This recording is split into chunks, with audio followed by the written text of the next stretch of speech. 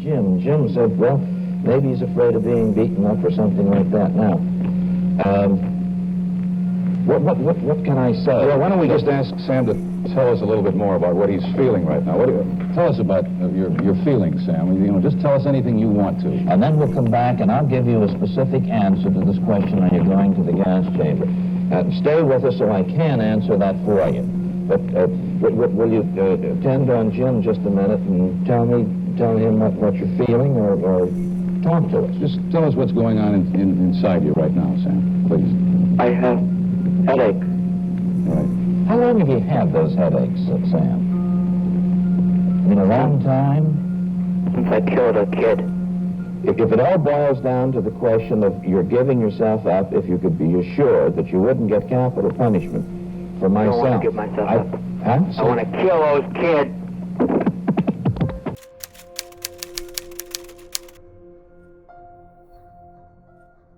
Betty Lou Jensen, who was age 16, and David Arthur Faraday, who was age 17, were parked at a secluded spot located on Lake Herman Road on the eastern side of Vallejo, California.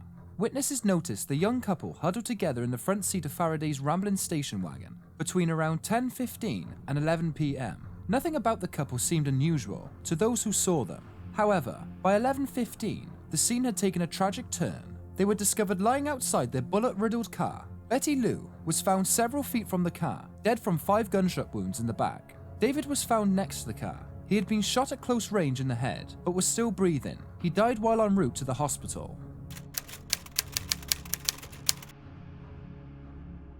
Detectives had very few clues to go on. Although there was an earlier confrontation in the same area, Bill Crow and his girlfriend were parked in the same place as Faraday and Jensen. But 45 minutes earlier, Crow told the police that someone driving a white Chevy drove past them, stopped and backed up.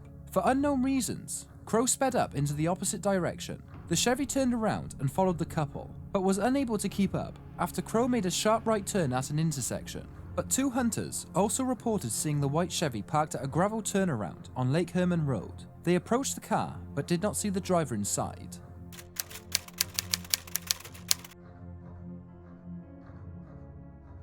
Darlene Elizabeth Ferrin, who was age 22, and Michael Reynolds Maggio, who was age 19, were parked at the Blue Rock Springs Golf Course in Benicia around midnight. The golf course was 4 miles from where Jensen and Faraday were gunned down. A car pulled up behind the couple's car, blocking them from driving away, but a man, who Maggio believed was a police officer, got out of his car with a bright torch, which blinded the couple from being able to clearly see his face. As the stranger approached the driver's side of the car, he immediately began shooting at the couple, firing 5 9mm rounds into the car. Both Ferrin and Maggio were shot. The shooter turned to leave, but came back after hearing shouts coming from Michael. He fired 4 more times, 1 bullet hitting Michael and 2 striking Darlene. He then got into his car and drove away. Within minutes of the attack, 3 teens found the couple and went for help. When authorities arrived, both Ferrin and Maggio were still alive, but Ferrin died before reaching the hospital.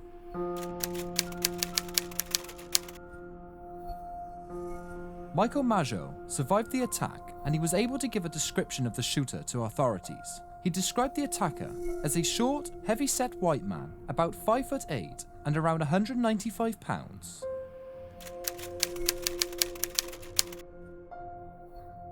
At 12:40 a.m., an anonymous mail caller contacted the Vallejo Police Department and reported the double murder. During the call, he also said he was responsible for the Jensen and Faraday murders. Police traced the call and found it was made from a phone booth located just blocks from the police department and less than a mile from Darlene Ferrin's home. The caller told the police, "I wish to report a double murder. If you will go 1 mile east on Columbus Parkway to a public park, you will find the kids in the brown car. They have been shot by a 9mm Luger. I also killed those kids last year. Goodbye." On Friday the 1st of August, 1969, the first known Zodiac letters were received by 3 newspapers: the San Francisco Examiner, San Francisco Chronicle, and Vallejo Times-Herald. Each received an almost identical letter written by a person who took credit for the attacks on the 4 teens. He also gave details about the murders and included 1/3 of a mysterious cipher in each letter. The self-proclaimed killer demanded that the 3 letters be published on the front page of each newspaper by Friday afternoon. or he would go on a rampage and randomly kill a dozen people over the weekend. The letters were signed with a cross circle symbol, and the letters were published, and efforts to untangle the messages in the ciphers began by authorities and citizens. Police investigators stated publicly that they had doubts as to the authenticity of the letters in an attempt to get the killer to contact them again. The plan worked, and on the 4th of August, another letter arrived to the San Francisco Examiner. The letter began with the words that have since haunted many involved in this case. Dear editor, this is the Zodiac speaking. It was the first time the killer used the name Zodiac. In the letter, the Zodiac included information which proved he was present during the murders, and a message that his identity was hidden inside the ciphers.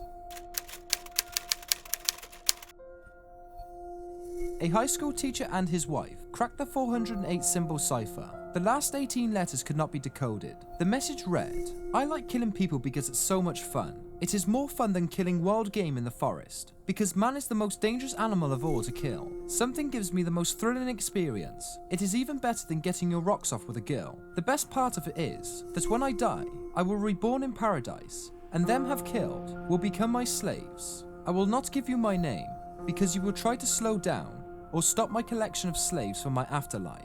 The fact that the code did not contain the killer's identity was a disappointment to the police. However, some believe the letters can be rearranged and 3 or more letters added to spell Robert Emmett the hippie.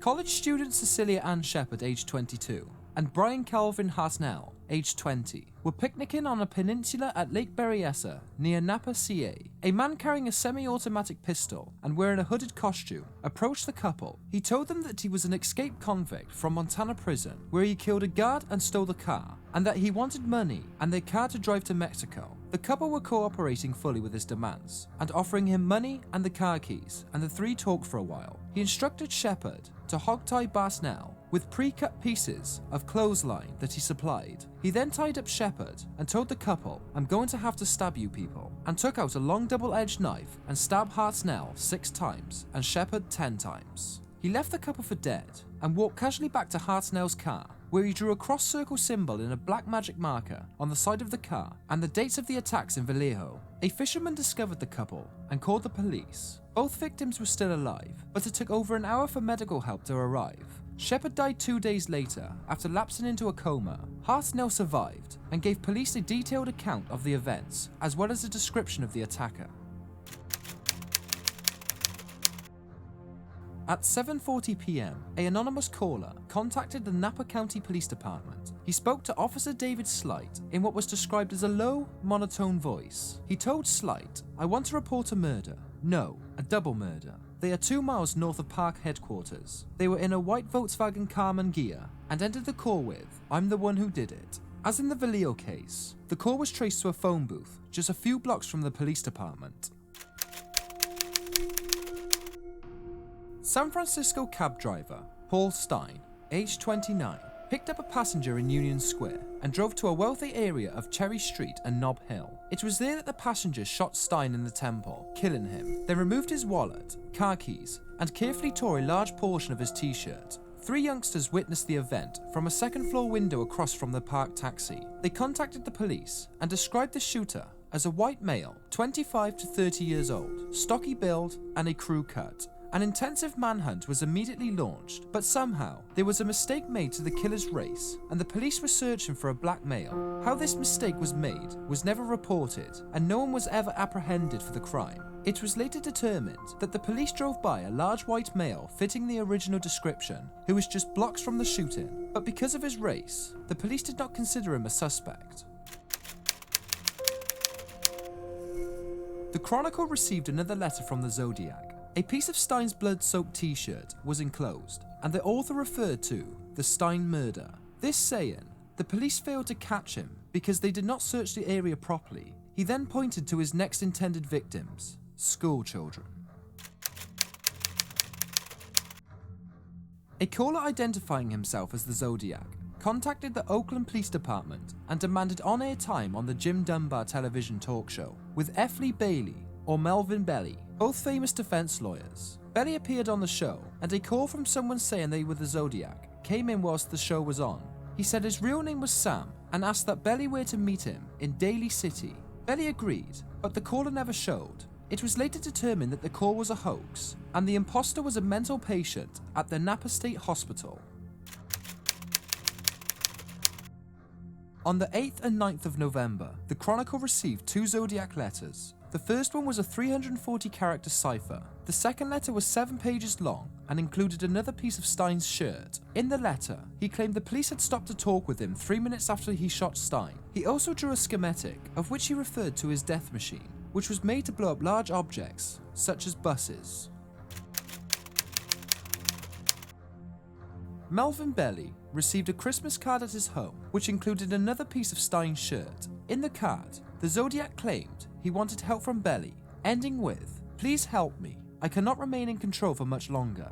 Attempts from Belly to get the Zodiac to contact him again were made, but nothing ever happened. Some speculate the card was written during a moment of clarity, while others believe it was another attention-getting hoax on the part of the Zodiac.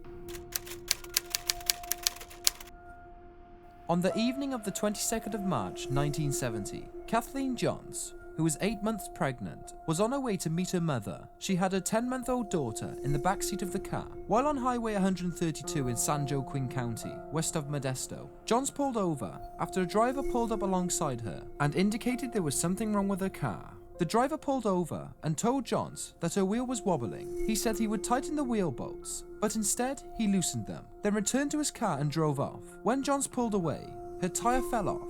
The man in the car was not far ahead and backed up and offered Johns a ride to a fuel station. But she agreed, but became frightened when he failed to stop at several fuel stations. The ride took over 3 hours of what Johns described as silent, aimless driving around. She was able to escape with her child when the driver stopped at an intersection. Johns fled across a field and hid until she saw the man drive away. She received help from a passerby and was taken to the local police department in Patterson. While at the station, she saw a wanted poster with a composite sketch of the Zodiac and identified the person as the man who kidnapped her. Her car was later found gutted and burnt, but throughout the years, John's account of the night's events has changed from her original statement. Some question if she was a real victim of the Zodiac Killer because of all the different versions she told the police. This was the last time anyone ever reported seeing the Zodiac. The Zodiac sent a letter to the Chronicle, which included a 13-character cipher, a diagram of a bomb he planted to use to blow up a school bus, and a statement that he was not responsible for the 18th of February 1970, which was a bombing of a police station in San Francisco. He ended the letter with the score equals 10, SFPD equals 0. This was interpreted by authorities as a count of how many people the Zodiac had murdered, which was 10. A card was sent to the Chronicle with the words, "I hope you enjoy yourself when I have my blast," along with a cross-circle symbol. On the back of the card, the writer threatened to use his bus bomb if the Chronicle failed to publish the 20th of April letter he sent, detailing his plans to blow up a school bus. He also requested that people begin wearing Zodiac buttons. A letter received at the Chronicle contained another 32-letter cipher. The author said he was upset that he had not seen any people wearing Zodiac buttons. He took credit for another shooting, but gave no specifics. Investigators suspected it was the shooting death of Sergeant Richard Redditch a week earlier. Also included were the Phillips 66 map of the Bay Area. A clock-like face was drawn around Mount Diablo, with a 0 at the top, the number 3 on the right side, 6 on the bottom, and 9 of the left side. Next to the 0, he wrote, "Is to be set mag.n." The map in the cipher was supposed to give the location of the bomb he buried that was set to go off the following 4. This letter was signed equals 12, SFPD equals 0. In this letter, also sent to the Chronicle, the Zodiac took credit for abducting Kathleen Johns 4 months earlier and described burning the car, a fact that only one local paper, the Modesto Bee, had printed. In this next letter, the Zodiac included his own twisted version of the song, "I've Got a Little List," from the Gilbert and Sullivan's musical. In it he described how he planned to collect and torture his slaves. Also drawn on the letter was a giant cross circle, a score notion of equals 13, SFPD equals, and the words, PS. The Mount Diablo code concerns radians, plus #inches along the radians. In 1981, Zodiac researcher Gareth Penn figured out when placing a radian angle over the map, it pointed to 2 locations where the Zodiac attacks took place.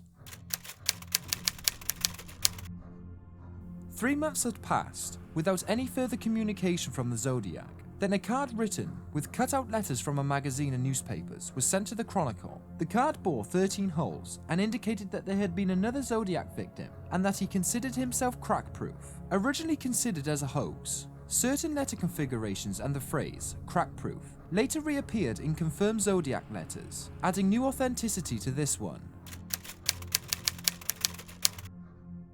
Paul Avery, the key reporter in the Zodiac case for the Chronicle, received a Halloween card, which included a threat on Avery's life. The letter was posted in its entirety on the front page of the Chronicle, and days later, Avery received another letter urging him to investigate the similarities between the known Zodiac murders and the murders of the college student, Sherry and Joe Bates, years earlier. On the 30th of October 1966, Sherry Jo Bates, aged 18, was studying at the Riverside College Library Annex until the library closed at 9 p.m. Investigators suspect that her Volkswagen parked outside the library was tampered with prior to her leaving the library. The distributor coil and the condenser had been pulled out, and the middle wire of the distributor was disconnected. Police believe that when she tried to start the car, the person who disabled it approached her and offered his help, but somehow he lured her into a secluded dark driveway which sat between 2 empty houses, where police believe the two sat for about an hour and a half. The man later attacked Bates, beating her, slashing at her face, and cutting her a total of 11 times, 7 of which nearly decapitated her. The clues found at the scene included a size 10 heel print, a Timex watch with a torn 7-inch wristband displaying the time 12:23, fingerprints and a palm print, skin tissue underneath the victim's fingernails, and hair and blood in her hands. On the 29th of November 1966, 2 identical letters were sent to the Riverside Police and the Riverside Press Enterprise by someone claiming to be responsible for the killing of Bates. The letters included a poem titled The Confession, which offered details of the murder that only the police and killer knew about. The letters also included a warning that she was not the first or the last of his victims. Many believe the tone of the letter was very similar to that of the Zodiac letters, mailed after the Vallejo murders. In December 1966, a cleaner at the Riverside City College discovered a poem carved into the underside of a folding desk. The poem titled, Sick of Living, Unwilling to Die. It had a tone similar to that of the Zodiac, as well as handwriting which looked like some found in the Zodiac letters. Some believe the author, who signed the poem with the initials RH, was describing the murder of Bates. Others theorize that the letter was written by a student who had unsuccessfully tried to kill themselves. However, Sherwood Morrill, one of California's top question documents examiners, was of the opinion that the true author of the poem was the Zodiac. But 6 months after the murder of Bates, 3 nearly identical letters were received by the Riverside Press and the Riverside Police, and Sherry Jo Bates' father.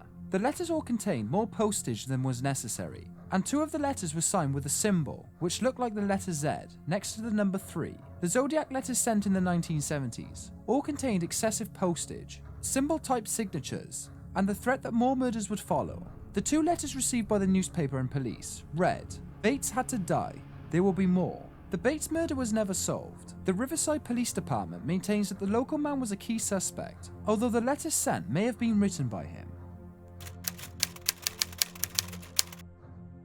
A letter was sent to the Los Angeles Times because, as the writer put, they don't bury me on the back pages. In the letter, the Zodiac gave the police credit for making the Bates connection, but added that the police were still only finding the easy ones, and that there were plenty more out there. The letter included the score, SFPD 0, cross circle 17+. This was the only letter ever sent to the Los Angeles Times, and the only one postmarked outside San Francisco.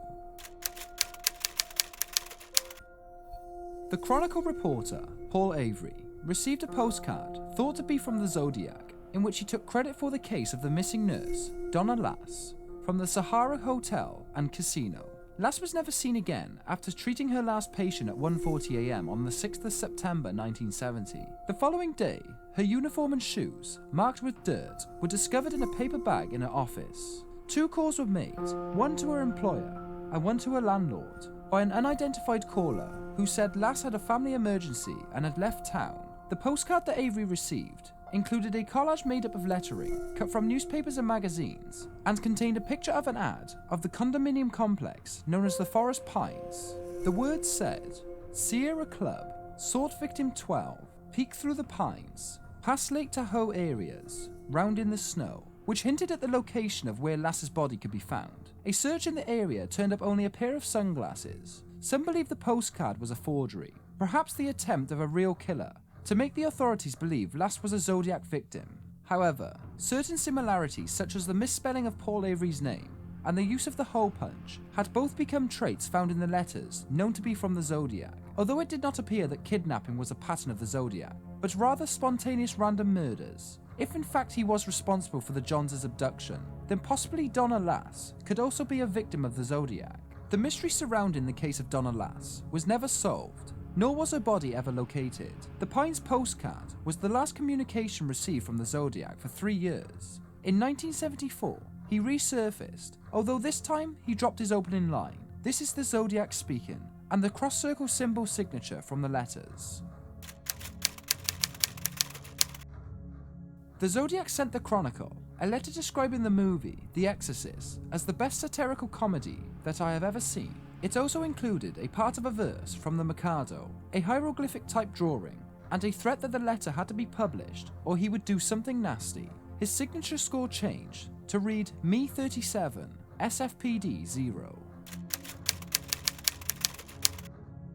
The Chronicle received a letter from a concerned citizen complaining about the movie Badlands and asking the paper to stop advertising it. Although the Zodiac did not identify himself as the author of the letter, some felt the similarities of the tone and the handwriting was unmistakably that of the Zodiac.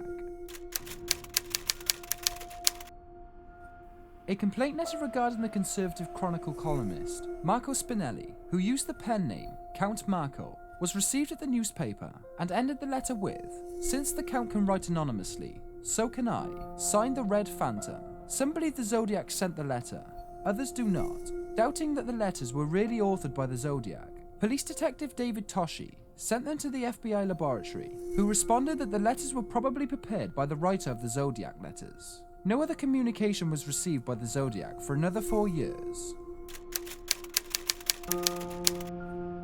A letter was sent to the Chronicle and given to reporter Duffy Jennings, who was Paul Avery's replacement after he went to work at the San Francisco Examiner. Duffy contacted Detective David Toshi, who had worked on the Zodiac case since the Stine murder and was the only remaining San Francisco Police Department investigator working on the case. Toshi turned the letters over to John Shimoda of the US Postal Service Crime Laboratory to verify if the letters were authored by the Zodiac, instead of giving them to the Chief Examiner for the Questioned Documents Division of the SFPD. Why he made that decision is unknown. However, Shimoda did verify that letter, and it was authored by the Zodiac. 4 experts 3 months later declared the letter a hoax. But at the time, Toshi was in the middle of a political battle and looking at possibly replacing the current chief of police. For all those who adored Toshi, many just wanted him to go away. When it became known that the letters were a hoax, many pointed the finger at Toshi, believing he had forged the letter. The suspicions about Toshi forging the Zodiac letter was based on an early incident involving the columnist Armistead Maupin, who was writing a series for the Chronicle called Tales of the City. He received a lot of fan mail for the series, and in an effort to verify that the letters were legitimate, he became suspicious that Toshi had written some of them under fake names. Maupin made the decision to do nothing about it at the time, but when the forged Zodiac letters surfaced, Maupin thought it was possible Toshi was responsible for the reported fake fan letters and his suspicions to Toshi's superiors. But Toshi eventually admitted to writing the fan letters, but always denied the implications that he forged the Zodiac letter and insisted the rumors were politically motivated. The Toshi incident is just one example of the many bizarre twists and turns the Zodiac investigation has taken over the years. More than 2,500 suspects have been investigated, without anyone ever being charged. Detectives continue to receive telephone calls with weekly tips, theories, and speculation. The case remains open in some jurisdictions, but the San Francisco Police Department has designated it unsolved and inactive.